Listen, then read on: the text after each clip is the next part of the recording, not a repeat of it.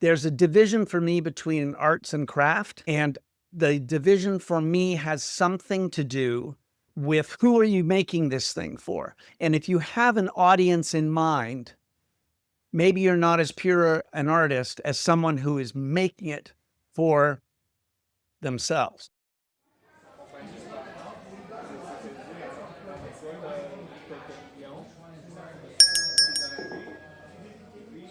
Good morning. I saved you a seat. Welcome back to 5 a.m. Story Talk, a place to talk about stories in all their forms, the craft that goes into them, and the role that art plays in our lives. I'm Cole Haddon, and today I'm going to be joined by screenwriter and author Hart Hanson. This is the creator of TV series such as The Finder, Backstrom, and of course, Bones, which ran for an astonishing 12 seasons. But first, I want to ask, how are you doing?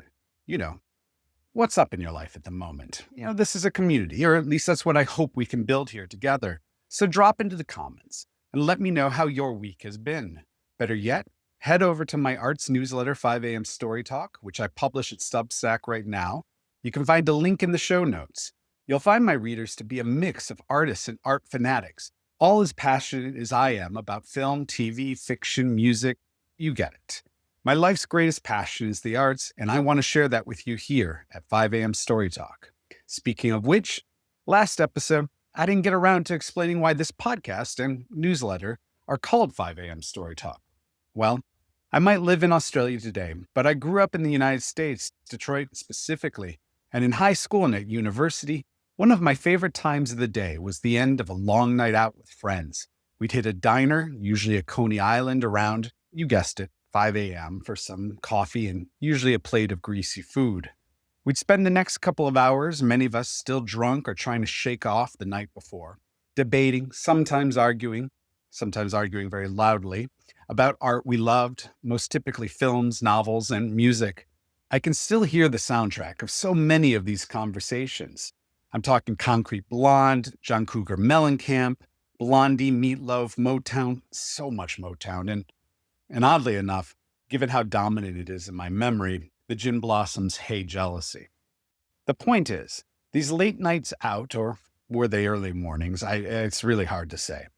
But they are some of the best memories of this time in my life. We were a bunch of young, overconfident know-it-alls pretending we were some kind of modern Algonquin roundtable. 5 a.m. Story Talk is an attempt to recapture some of that passion, that joy, that fun the arts brought me back then and has continued to bring me throughout my life. The twist here is that I've grown up, as so many of us have. I've been a professional artist, a writer in particular, for 2 decades now. I hope I'm less of a know-it-all these days, though some of my friends might disagree, as much as I'm someone who has survived the best and worst of a life in the arts. I look forward to you joining me for more of these heavily caffeinated conversations with fellow artists about their lives, their work and craft, and trying to survive the 21st century. Which brings me to today's guest, Hart Hanson. This was my first time meeting the screenwriter, but I suspected from our first couple of emails we were going to hit it off, and we most definitely did. I wish the audio adequately captured how often the two of us were fighting back laughter at all the film and TV industry war stories we were swapping. Hart has been a professional screenwriter for 35 years now, with his name showing up on almost 20 TV series, including North of 60, The Outer Limits, Stargate SG-1, Judging Amy, and Joan of Arcadia. 15 years into his career, he created Bones, which would go on to become the longest-running drama in 20th century Fox Television's history. 12 fucking seasons, man. What a spectacular, mind-boggling accomplishment. If you've never caught it, Bones is a two-hander that pairs an FBI agent and a forensics anthropologist who together solve cold cases. The series' inception was not a smooth process, as you'll hear, but out of conflict, a hit series was born that relied as much on procedural elements as the characters and comedy that drew Hart to it in the first place. Bones was followed by The Finder and Backstrom, which Hart also created, though we don't get a chance to talk about those. We don't get to talk about his 2 novels either, which I blame on the fact that Hart was so goddamn interesting. That doesn't mean you can't find those books yourself to read. The Driver, which was released in 2017, and The Seminarian, which was released last year. You can find links to those in the show notes. Now, there's so much to learn from Hart about surviving in the film and TV industry, in particular, navigating the unique culture and power structure that's found in Hollywood. But we're also going to debate what the difference between an artist and a craftsman is, and spend some time reflecting on the profundity of the creative process after Hart's recent week-long trip to Antarctica. Now, that's the first part of the conversation. That's the part that's free for everyone who wants to join in. Don't forget to hit follow if you enjoy our chat, or maybe even leave a review. But if you'd like to hear more from Hart, he's coming back for this week's bonus episode, exclusive to 5 a.m. Story Talk's paid subscribers, in which he breaks down a seminal piece of art from his life, specifically the pilot episode of the TV series Northern Exposure. I had so much fun talking to him about this show. I'm almost finished rewatching the first season as a result. What a wonderful, magical series. Okay, that's enough of that. Let me introduce you to screenwriter and novelist Hart Hanson. Thank you for joining me, Hart. It's fantastic to finally meet you. I've heard so many amazing things about you from other people I know, friends, and people who've been part of this series, like David Shore, who we were just talking about. So I'm just going to jump in with a big question. What was the last piece of art that you encountered that shattered you? Well, it was such an interesting question. And I'm glad you gave me a heads up that you were going to ask it, because when I get asked questions like that, I immediately go blank. I completely blank. I've never seen a piece of art. I don't know what you're talking about. And then a few things occur to you. So the first thing that popped into my head was there's a movie called Living, and it's based on Kurosawa. And the remake had Bill Nighy playing in it. And he plays a longtime civil servant who gets some very bad news and decides to do something to make his life matter, to make a difference. And from about 10 seconds in to the end of the movie, I just had a huge lump in my throat of emotion that I'll have to watch it 3 more times or something to figure out what it is. Sure, part of it is you're an aging old guy, lives in a big machine, but it was the sheer unrelenting emotion of it for me. It killed me with emotion. And then I had another little revelation because of the question. I'm on the board of an organization called Humanitas, which is all about writers and recognizing writers. And another board member, he has died. His name is John Sackett Young. And I knew him, I respected him hugely as the creator and showrunner of a show called China Beach, which was amazing and won a million Emmys and things. But because I knew him, I read a couple of his books. I was astounded by how good they were. They were both a bit of memoirs. One was called Remains Unviewable. It was about his cousin fought in Vietnam and was killed there. And that's how his remains were classified by the Army when they sent them back. So it's a book about grief, his childhood friend, and it's very elegiac, and he's tough on himself. John is tough on himself. And it blew me away. I couldn't believe how good this book was. It just blew me away. And then the other one, he did another book called Pieces of Glass, and it was his writings around his substantial and impressive art collection. And once again, I thought, how dare this man waste his life making television? He should have been writing these massively wonderful books. And, during the time that I knew him, he developed a brain tumor, and it was a terminal brain tumor. And I was able to tell him, thank goodness, so that's part of the emotion of it, was I was able to tell him without an ounce of Hollywood bullshit or smoke blowing up the ass, just what a wonderful, thank him for these books. So what that has to do with art, I think, that is what art is to me. It's something that touches you very, very deeply.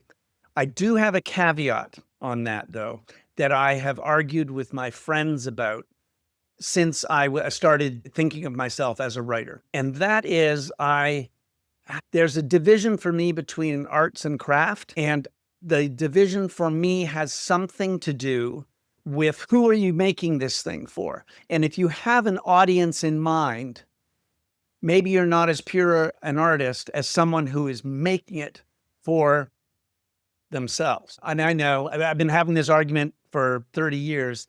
what about Shakespeare? What about Dickens? I don't know. There's obviously, I mean, they made art for an audience, but it transcended maybe. I don't know. It's beyond my abilities as a person. I'm the first one to slip around and say, I don't think I'm an artist. I think I'm a fair craftsman, and I'm building things with an audience in mind. And the audience is in mind every step of the way, except for that one book that I alluded to earlier when I was talking to you. I wrote one book for myself to write the best book that I could write, but I'm distraught that I haven't found a publisher for it. And the things that I write for an audience, find a publisher and find, an audience. I feel like I went around the bush twice and back again. Well, you also managed to touch on my second question. I was going to ask you, what are people really saying when they call something entertainment rather than art? But I think you've also tried to draw that distinction between crafts work and art, where I have this debate with people all the time. I don't see the difference because I create for myself, but I also keep in mind that somebody else is going to interact with it at some point. And Hitchcock also did the same. Yeah, Something yeah. I constantly bring up. And so if the audience is there and we're having a conversation with them, why does that diminish the work in some way? Why is there a purity test if you create something that's accidentally successful in some way? And I just to finish that, some of the greatest fine artists, they're creating art in response to art that came before, which means they're having a conversation with the audience. The audience needs to know what they're reacting to for their art to matter in some way. Right. And so why is it lesser in some way? I think I'm thinking more of, you're making this to be commercial, because there's a difference between finding an audience and getting paid for what you do. And the minute you are aiming to get paid for what you do, you're already making decisions on less than purely artistic elements, artistic impetus. And that to me is just how many of those shaves? The artists and say filmmakers that we admire most are the ones who are most famous for saying, I don't take notes. Don't give me notes. Or so good that they are undeniable. They are confident in what they do and maybe don't second guess themselves as much as I do when I'm thinking, I did this show called Bones, and every year we had to decide whether to get the will they or won't they couple together. And a big part of that decision was, will the audience like it? And that's different from, I think as a writer, these two would get together at this point. You're not overwhelmed by the commercial aspects, but it's there. So I feel like it's slightly less pure. I'm not sure if I'm arguing this well. And by the way, I should be able to argue this brilliantly because I've had this argument with my friends since, the 80s, and all of whom holler at me that they are so artists and I should shut up because they're TV directors or actors or writers of looking for an audience. They get irritated with, not very irritated because it's fun, but they get irritated that I'm suggesting that maybe they aren't pure audiences. I always worry that it's something that culture has done to us or convinced us about what we do in some way, that rather than acknowledging or accepting the fact that, to go back to fine art, 500 years of patrons who made people put their wives in a painting, or their lovers, and artists who have compromised, but we're unaware of that. And so today we just see something amazing and moving and sometimes entertaining that still was created from compromises and selling out. Or with, in my case, with a budget in mind. I mean, I've got again, as a TV writer, you know this, you have a budget over your head. So you're not writing purely what you want to write. You're finding your way through a series of obstacles and tunnels and snakes and ladders to get as close as you can. But, there's a budget and demos. If they're thrown at you over and over again, maybe that was the great thing about peak TV for a while there, was that there didn't seem to be budgets, and their audience they were going for was not a common denominator audience. Maybe there's something to that being more artistic than the network stuff that I was doing. It's beyond my pay grade to know. Well, I think the demo observation, even for all of my defense of this all being art demos that can really make the art of it seem a little. When you're asked, how is this going to appeal to, four quadrants? It's not the same as, the purity of the Mona Lisa's smile. I don't know. But it's hard to feel artistic sometimes under those conditions. Or maybe it's a sliding scale and artists work on a sliding scale of complete and utter horrors to a complete and pure artist. I also spend a lot of time thinking about the privilege that often goes into creating pure art, that most of us have to pay bills. So the people who succeeded probably came at it from a degree of privilege when they were younger. Youth is often involved when you manage to succeed and you achieve that sort of unquestionable success. Martin Scorsese was successful very young and was able to keep making movies when they were cheap and held on to that integrity. But if he had started when he was 45, if that's when he broke and he had a family, who would Martin Scorsese be today? Would we care about anything? Yeah, and would he be directing the Marvel Universe movies? Yes. Those 70s guys hit a sweet spot there for a while, the filmmakers, of being able to make a few $1 million films that made lots of money. People went to the movies, adults went to the movies. It was a different world, and technology was different. I have heard some very, very convincing arguments that the fact that a kid with a phone now can make a film if they want compensates for the lack of a market for $8 million films that we used to have, that were the films we all loved growing up. And nobody was dressed as a bat or anything. And I don't know if that's true. And I'm still a guy who I want my books published by a publishing company. It's in my DNA. I want my TV shows underwritten by a studio and shown on a platform that I understand.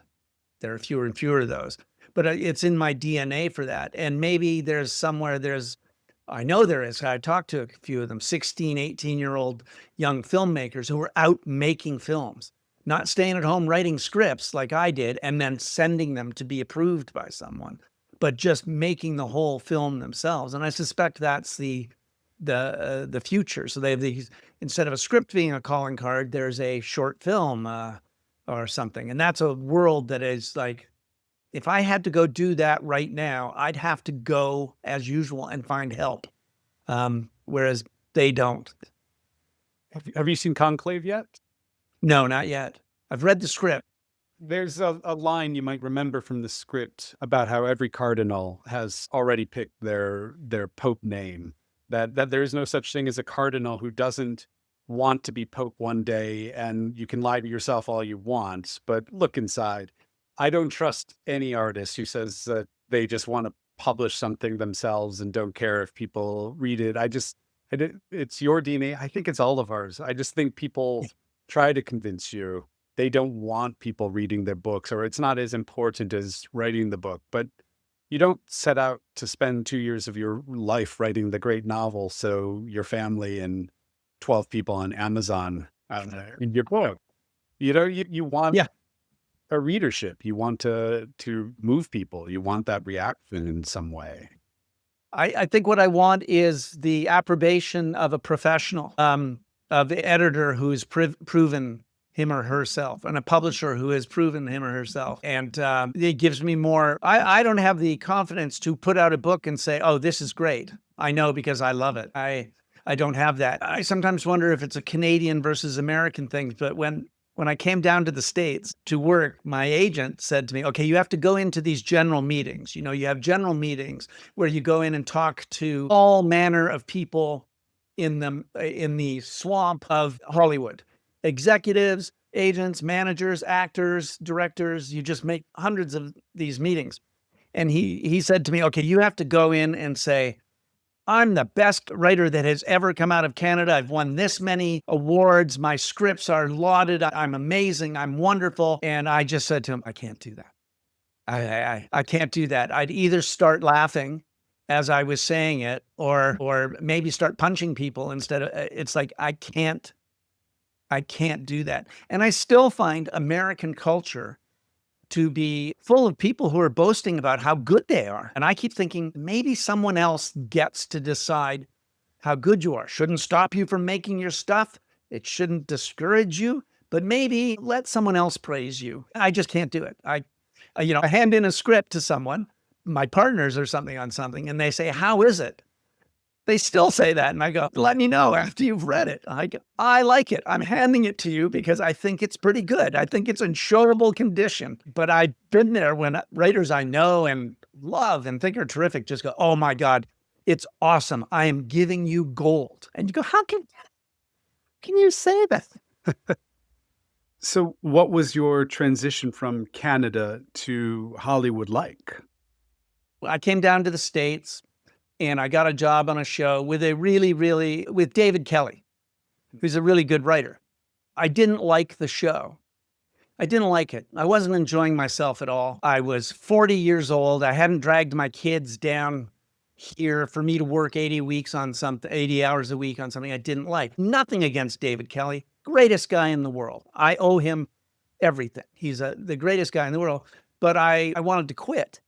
I wanted to be let out of my contract. And luckily, I called my agent and my lawyer on the way in to say, "I'm going to quit. I'm not enjoying myself on this show. And it's not my thing. I'm not doing a good job for him. And, I'm just going to quit." And the reaction in Canada, they would have said, "Oh, that's too bad. Okay, then say hello for me, eh?" And that would have been that. Oh, there was an explosion of activity and phone calls. The first thing they said, "Okay, you stop at the nearest Starbucks and you stay there until we call you." And they all called each other. Then they called David's people. And my agent called me back and says, "Well, okay, look, you're going to have to go in and tell David to his face why you want to quit his show and why they should let you go from your contract." And I said, "That's what I was on my way in to do. I just called to inform you I was going to do that." And I went in to do it, and he was very gracious. I honestly told him, "It's not working for me. I don't think it's working for you." He said, "Look, I can rewrite you in 3 hours instead of 3 days. That's very valuable to me." And I said, "No offense, it's not all that valuable to me. By the way, everything I said and did was wrong. I just didn't understand the culture here yet. You do not quit a show that's on the air. You do not quit a David Kelly show." A week later, he won Best Comedy and Best Drama for 2 other shows that he was running. I now understand that I just hadn't read the culture. But I came from Canada where you would go in and say, let me go. And okay, but you can't work for 2 months. And down here, it was, you thought I had asked to run naked across the Emmy stage or something. I just didn't understand. And if I'd known then what I know now, I would have told myself, no, finish out your contract, be a good boy, work hard, get everyone to love you. Don't go walking away. The American culture is it's just different. And I still struggle with it. And I've been here since 1998. We talked about Dracula earlier. I asked to quit that show over and over, and my team yelled at me every time. You're not allowed to do it. NBC finally told me, "We're not going to let you quit because we have to protect your career from you. You're trying to ruin yourself." And then I got the UK, and I called my agent one point and said, "This is terrible. I'm not the right writer. They don't like what I'm doing. We started in one place, we're in some other place." And my agent said, "I'll just tell them it's not working out." That's how adults do this? Oh, I just didn't know. When I came down to the States, I thought I'd be going home to Canada in a few years. I just wanted to see what it was like. It was like, let's go to Rome. Let's go fight in the Colosseum and see how it goes. And I'm sure the lions will tear my head off, and then I'll go home. I hadn't clicked into what a competition it was, how difficult things were, and the way to do things and to show respect to the right people. Because I was full of respect. I had no disrespect for anyone, but actions speak louder than words and all that stuff. I paid no price for that, and it's a miracle. He's David E. Kelly. There's a reason he's still writing things, and they're still great. He had a huge brain. He was super talented, and he could have, ruined my career with a word to one person who would have whispered it around. And he could have probably killed it with my agent. So I was lucky because that could have gone horribly, horribly, horribly wrong. And I should have just toughed it out. Do your best, tough it out. But I didn't. I was lucky. Some of that's also that misconception you're supposed to enjoy yourself. That's not always the case. And nobody else thinks you should enjoy yourself. It's, well, why do you think you have that privilege? Nobody else is enjoying themselves. Absolutely true. But 5 years later, you would never have complained. I'm sure it's a job. I'm just supposed to suck it up, like my dad did Yeah. when he went to work. Exactly. And, I watched my dad do that. And in my nipper, little obnoxious way, said, "Oh, I'm not doing that." I mostly got to enjoy myself. Being a writer, for one thing, you're 80% happy if you can look at people and say, "Oh, I'm a writer." Even if you're doing terribly, if you're making a living or selling stuff, that is really cool to be able to say you're a writer. I used to say there are 3 legs on the stool of my life. I have to be working on something that is a 2 out of 3. It has to, there's money, fun, and artistic merit. And if I have 2 of those things, I can sit on the stool. But if I only have 1, then I'm not going to make it. And years later, I thought, again, I could go back to my young self and say, quit being a knob. If the money's there, this is a job. Mostly, I'll be honest, it was fun and financially rewarding. Artistic satisfaction is more elusive. But I had 2 of those things almost all the time. And when I didn't have the money, then there was the artistic satisfaction. I feel like I wandered way off your topic. No, not at all. This has been amazing. You by yourself answered, how did the transition to the States go? It was one of the great adventures of I turned to my wife. We had a good life in Canada. We lived in the Beaches neighborhood of Toronto. I had my own show in Canada that I left. Again, quit a good job to come down to the States. I didn't go looking for a job in the States. My agent at WME came to me and said, hey, to get Canadian tax breaks on shows, American shows shot in Canada, they need an executive producer who is Canadian. I'm going to put you up for these things. You don't have to do anything. Just sit in the corner and collect your money. And it's like, one leg. That sounds terrible to me. But I said to him, and I was 39, I said, I'd like to go down to the States where you are and see if I can cut it there. He says, oh, you're too old. You won't make it. And I was a wunderkind in Canada at 39. And I didn't know that down in the States, I was an old man. Everyone was in their 20s. But I came down, a fortuitous set of hilarious events. I got on some good shows, including the David Kelly show. And they had said to me, if you're not a co-executive producer before you're 40, you're fucked. And you can go back home. Oh, and it didn't matter to anyone in the States, anyone that I had created and run Canadian shows, successful Canadian shows. So I came down and I was an entry-level writer. You know, those middle-aged people go back to college? That's how I felt. And it was a blast, but I fully expected to be heading back to Canada. And by sheer awesome sequence of fortunate events, I was a co-executive producer by the time I was 40. And then there's a demand for co-executive producers who know their way around. I wasn't too old to be a co-executive producer. I was on the older side, but I wasn't too old. How do you get luck like that? And so I'm still here. What was the journey, I guess, to Bones? Were you developing a lot? Who were you in terms of your own voice at that point? I got an overall deal with 20th Century Fox Television, which was 20th Century Television Studios, which is now part of Disney. It's gone. They offered me an overall deal, which was the most wonderful thing in the world. If you're a writer, a studio pays you a good secure amount of money over, I think my first deal was 2 years with an option for the third year. 2 years of top-notch money was heaven. And the catch, because there was no catch to me, was that they put you on whatever show. You have to be on a show, work on one of their shows to work against your overall deal. And if you can't come to an agreement with the studio over which show you'll be on, then they can place you anywhere they want. And I said, of course I'll work on a show. I don't want to sit home with the money. I want to work on a show. And I was fortunate in the shows I picked. But part of the overall deal was provide a pilot each year, which can be bullshit. You can easily provide a pilot that no one has any intention of right from the beginning. They say, oh yeah, sure, go do that pilot against your overall deal. This was back then.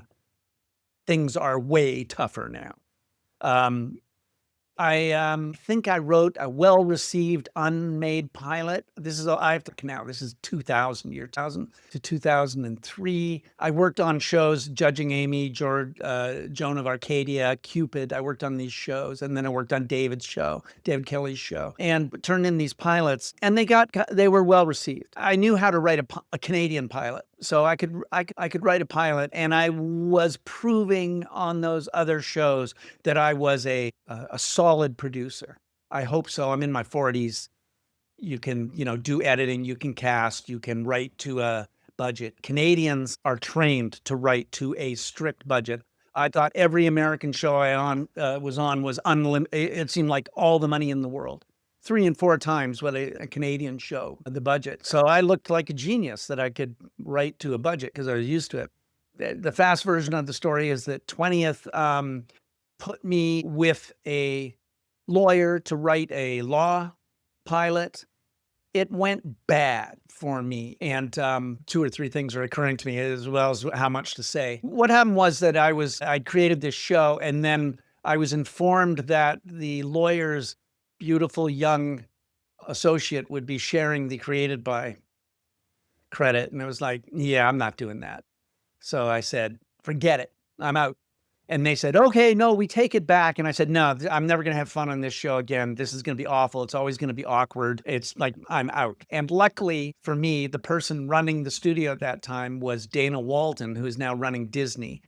But they said, oh, he's just saying he'll quit. He'll do it. And she goes, oh, no, I know him. If he quits something, he doesn't threaten to quit something unless he's actually going to quit. So I felt like I felt beholden. It was very late in the season. I had turfed this pilot idea. So I owed them a pilot that year. And they said, well, will you meet with Barry Josephson, an executive producer who has the rights to these books? It's a procedural. And I said, well, I want to meet Barry Josephson because I Googled him and he was a character, but I'm not going to do a procedural. It was bones. I had a great meeting with Barry. They all lied to me and said, we'll do the show you want to do, which is very heavily comedic and character-based. They all lied to make me do it. I did it.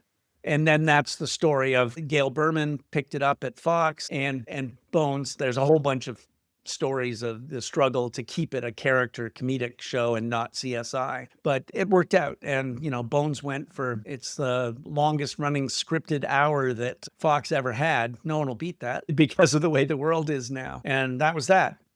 It's an insane accomplishment. Yeah. 12 seasons and how many episodes? How did you change as a writer over 12 seasons? How did you grow? Also as a person navigating all of that? It's because most of us in success, we hope for 4 or 5 seasons. That's, oh my God. Yeah. Even in the golden age, things going 10 seasons or more, you get a handful of those a year out of 200 that get made. So I'm curious, the toll, the good and bad, what it did to you. All of a sudden, I was running an American TV show. I created and ran an American TV show. And that was a thing.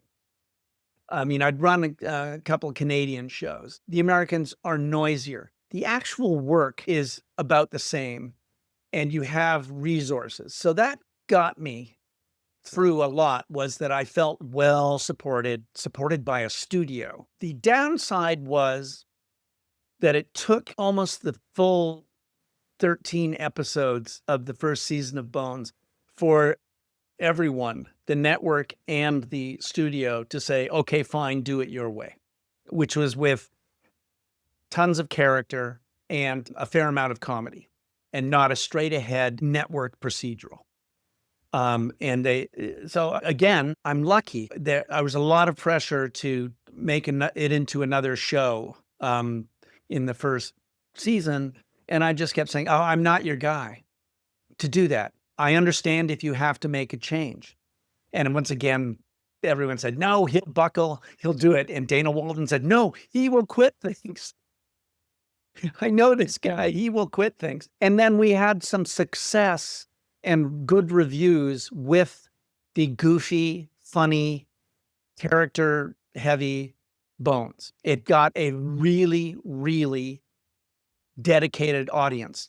We were talking a bit earlier about how you can get what percentage of your audience loves what you do, how much they hate, and where the great unwashed are in the middle. We had a solid, not huge, we were a cult hit is what it was, but the people who loved it. And I don't think I'm saying anything out of school when I say the network head who ordered it was Gail Berman. She left. Peter Liguri came in. Peter Liguri was a cool guy. And I am not being snarky, I promise you. Bones wasn't cool. He wanted cooler shows. And then when he left, it was Kevin O'Reilly. They didn't like the show. They moved us around, hoping that our ratings would fall. Our audience, such as it was, followed us everywhere. And finally, it was people in sales, marketing, farther up the Murdoch organization who said, quit trying to kill Bones. Just put it on. It's selling wildly well overseas. We sold in every single territory. And it was just never cool. It was never in the zeitgeist. Although, Lost came and went, and tons of shows. House, and my pal David Shore did House. And all these shows came and went. And some of them got huge launches and then were off the air 9 episodes later. And my wife would go, you didn't get a launch. The way I'm answering your question is it became a point of pride for all of us. It tightened us up on the Bones show. The producers, cast, and crew we were this tough little nugget that you couldn't kill. And we did not need the love of our network, and we did not need the promos, and we didn't need what other shows needed to be hits. And it became a strange little point of pride for all of us, including actors. And that made for a great working atmosphere. Bones was so non-toxic. It was everybody pulling their oar. And so we felt pretty good about that. Running a TV show is so exhausting. You can't complain. You get paid well, but it's 80 hours a week. It's unrelenting. A couple seasons, there was no time off because we had to start prepping the next season by the time the show stopped shooting. And it was, lots of crises about, am I a good dad? Am I a good husband? A very supportive family, and various tricks for making the boys think I was always there. But, lots of support. And you go to work and it would have been a different kettle of fish if I'd gone to work and had to fight with people who weren't the network. And even at the network, we had some really good support, like the programmer, said, what are you, nuts? We love this show. So it probably worked for us that we were not so cool and beloved. I have a very specific question. I rewatched the pilot last week, and there is the choice of using a love song over the remains of a human being. And it had been 12, 14, I don't know how many years since I saw the pilot, but it just struck me as such a wonderful decision that immediately compelled me to watch more. That was the hook for me, just as a storyteller. It was just such an interesting decision. Friction and conflict over what a show should be is not the worst thing in the world. And what you're saying is a pretty good example of that. The knock on Bones from the beginning was no one's going to care about some dusty old bones. You can't tell a good procedural story without feeling anything for the victim. And in our cases, the victims had been killed they were no longer recognizable. That was the whole point of having a forensic anthropologist. She would solve the crime from, the bones, just the bones. So our way of dealing with that note is exactly what you said. They finally create, if I remember correctly, you've seen it more recently, they've created the face of the victim, the young woman who is the victim. Angela, one of our characters, that's her thing. She puts a face to people, and we had a fancy machine that showed the face.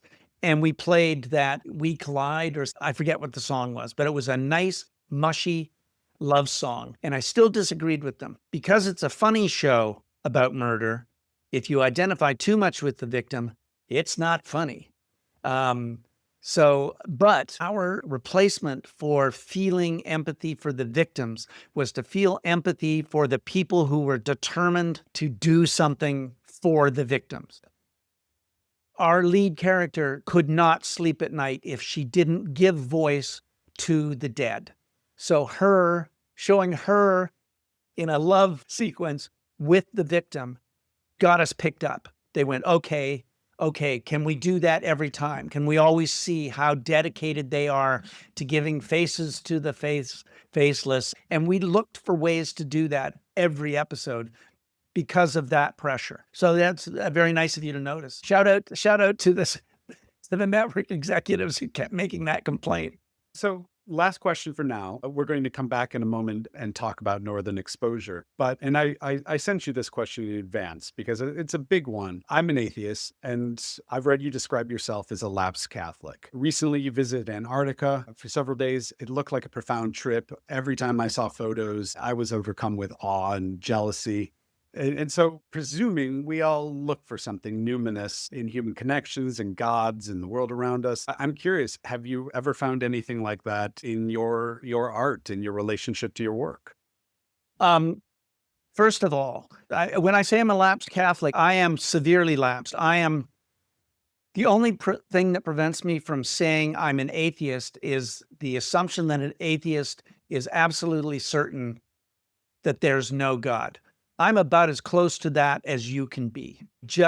I just leave a little bit for things I don't understand. My suspicion in our universe is that we are not equipped to perceive anything about our universe, that we're like amoebas or clams at the bottom of the ocean trying to conceive of the universe. We're closer to the clams than we are to angels, and so I just don't think it's knowable.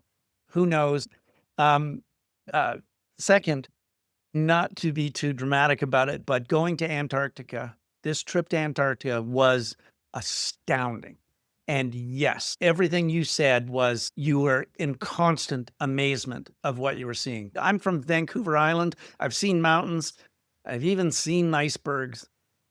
The scope of Antarctica and how far you are from anything. Our world was restricted to an 80-passenger expedition vehicle. Pretty nice, by the way, pretty fancy expedition. But we were out there on our own. There was 2 doctors on the boat and an infirmary, because if something went wrong, there was no helicopter coming to get you. Yes, the experience was, it was very emotional. It lived up to the brochure, expectations, all that stuff. As it pertains to, I have a million notes about Antarctica, and I'm not sure I'll ever write about it. I'm not sure I'm good enough. Writing pertains to understanding something about the universe. I've been thinking about it lately because I'm currently turning my book, The Seminarian, into a TV series for Sony Studios. And I've had to pitch my guy, who is a seminarian who lost his faith, became a private investigator. And my pitch line is directly from my own experience in life, which is, here's somebody who failed absolutely to understand the big questions in life. Why are we here? What are we for? What's the purpose of existence? What is our purpose? Completely failed. So he takes solace in answering life's little questions, like where'd that money go? Who's he sleeping with? Why did she leave her husband? Private eye stuff, where's the money who's having sex with who. And I feel like I'm at the top of my game explaining life to myself in the smallest increments by writing, if that makes any sense. I've written a book about the flat Earth, a crime in the flat Earth community in Venice. I think the flat Earth people are, please, I have no compassion or empathy. What the? Don't do that. Stop it. But when you turn and write from their point of view, I want to be clear, it didn't have any effect on my view of the Earth being flat, because it's not. But it was very interesting to me to have to explain to myself, so the characters would be good, authentic, what would make someone turn to that. And that's where I find writing to be really interesting and rewarding, is when you are explaining the ways of the world to yourself. I'm not answering what life is about. I suspect, I mean, outside of the most namby-pamby, we're here to love each other and take care of each other and have children and do the best we can with the gifts we're given. That's not very profound, but it's awfully fun to keep creating people. Be the god of your own little universe and have to understand where all the sparrows are falling and all that stuff. Maybe it is a substitute for religion for me, is to go visit those many, many millions of places that I get to visit typing. Did that answer the question you asked, or did I answer my own? It absolutely did. I love the answer. I think it overlaps with my experience, certainly. You're just trying to understand others, and in doing so, understand yourself and the world. And I don't know how to tell people the meaning of anything. No, I don't either, but it's fun looking. Yes. Yeah. Also, I don't understand anything until I write about it. I mean, every once in a while, I'm astounded, like you're driving somewhere in your car in LA, and there's a gray box on the corner, the size of a mini fridge. And what is that? What is that? What does it do? And I go, man, I don't even know what that box on the corner does. I don't understand how microwaves work, and I studied physics. Gravity is beyond everything's beyond my understanding. So if I can understand why somebody would want to believe the Earth is flat, then that's good stuff for me. All right. So thank you so much for the conversation so far. We'll come back in a moment to talk Northern Exposure, which I'm really excited about. Thanks for being with me, Hart. Thank you, Cole. You're fun to talk to. The same. Now, as for you at home who have been listening to my conversation with Hart, I want to thank you so much for your time. Be sure to like this episode and follow the podcast if you haven't already. A review would be immensely helpful. But don't run just yet. If you want to hear more from Hart, there's a bonus episode to check out here, or you can find a link in the show notes to it. In it, Hart and I are going to dig into a seminal piece of art from his life, the pilot episode of Northern Exposure. What made this summer replacement series so special? Why was it so revolutionary for its time? And why does it still feel so radical today? We even wonder how Hollywood would ruin it if it remade the show in 2025. We're going to get into all of it if you stick around. As I mentioned earlier, though, this bonus conversation is exclusive to my paid subscribers here. It's how I managed to spend so much time on this podcast, finding the perfect guests, interviewing them, editing our conversations.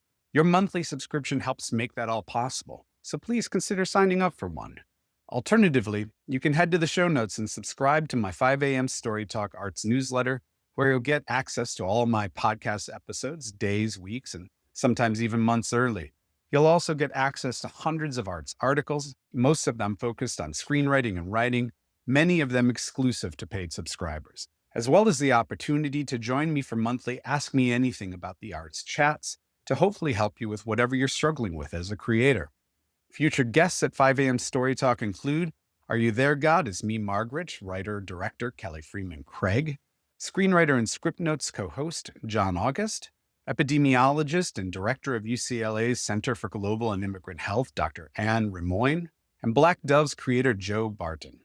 Next week's guest will be Dr. Kevin Peter Hand, planetary scientist, astrobiologist and director of the NASA Jet Propulsion Lab's Ocean Worlds Lab. He's helping to take us to Jupiter's moon, Europa. Okay, that's it for now. Thank you for listening, my friends. I look forward to growing 5 a.m. Story Talk with your help. I hope to see you at the bonus episode. You're not going to want to miss Hart Hanson talking about the pilot episode to Northern Exposure with me.